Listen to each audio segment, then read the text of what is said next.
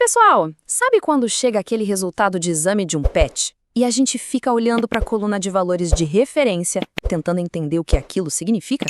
Pois é, muita gente passa por isso. Hoje, vamos mergulhar nesses números para desvendar o que eles realmente querem dizer. Então, chega aquela folha cheia de números e o que a gente faz? Procura instintivamente se os resultados estão na faixa normal. Mas o que de fato define essa faixa? A resposta é bem mais complexa e interessante do que parece. Nessa nossa conversa, a gente vai primeiro entender por que essa palavra normal pode até atrapalhar um pouco. Depois, vamos ver como que os laboratórios definem o que é um grupo saudável e como eles lidam com aqueles valores que fogem muito da curva. Em seguida, a gente vai desvendar a tal da regra dos 95%. E para fechar, vamos explorar uma coisa fascinante, como as faixas de animais saudáveis e doentes podem se cruzar. Para começar, uma ideia que é super importante ter em mente. Não existe um único número normal que sirva para todo cão ou gato.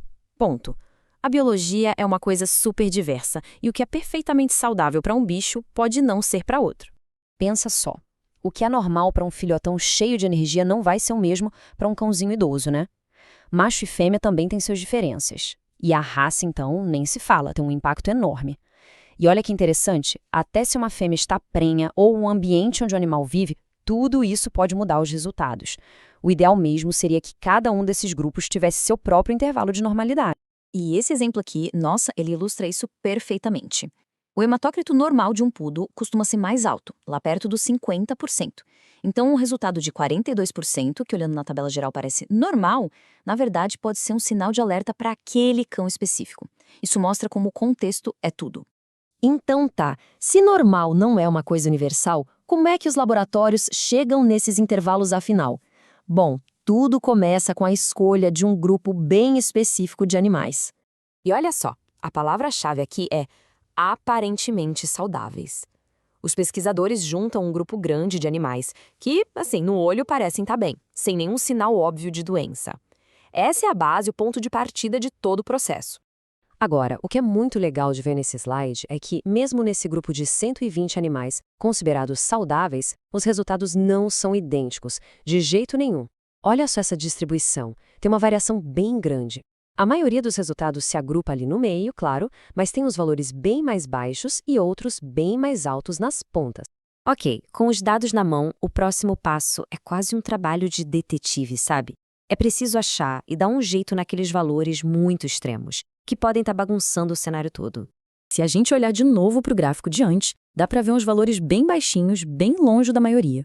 E a pergunta que os estatísticos se fazem é: isso aí é só uma variação normal da natureza? Ou será que são animais com alguma doença escondida que não foi pega no exame inicial? Esses valores são o que a gente chama de outliers. Imagina eles como, sei lá, umas laranjas estragadas numa caixa. Se a gente deixar elas ali, elas podem comprometer o lote todo. Nesse caso, elas podem distorcer o intervalo de referência, fazendo com que ele não seja tão bom para detectar doenças. Por isso é tão importante identificar e tirar esses pontos fora da curva. E como é que eles fazem isso? Existe uma regrinha matemática bem esperta. Basicamente, é assim. Se um valor está muito, mas muito longe do seu vizinho mais próximo, tipo, mais de 1/3 da variação total dos dados, ele é considerado um outlier. E aí, tchau, ele é removido. É um jeito objetivo de garantir que só os dados que realmente representam o grupo fiquem na análise. Pronto, com os dados limpinhos, sem os outliers, a gente chega no coração do processo. Agora, como definir o intervalo que vai representar a grande maioria dos animais saudáveis? A resposta está num número mágico. E esse número é 95%. Por convenção, o intervalo de referência é feito para incluir os 95% do meio da população saudável. Aí alguém pode perguntar, ué, por que não 100%? Porque a biologia tem muita variação, e se a gente incluísse todo mundo, o intervalo ia ficar tão largo, mas tão largo, que não ia servir para nada. Esse slide aqui mostra direitinho como isso funciona na prática. Depois de tirar os outliers, todos os resultados que sobraram são colocados em ordem, do menor para o maior. Aí os cientistas fazem uma coisa bem simples. Eles cortam fora os 2,5% mais baixos e os 2,5% mais altos. O que sobra ali no meio é o que vira um intervalo de referência.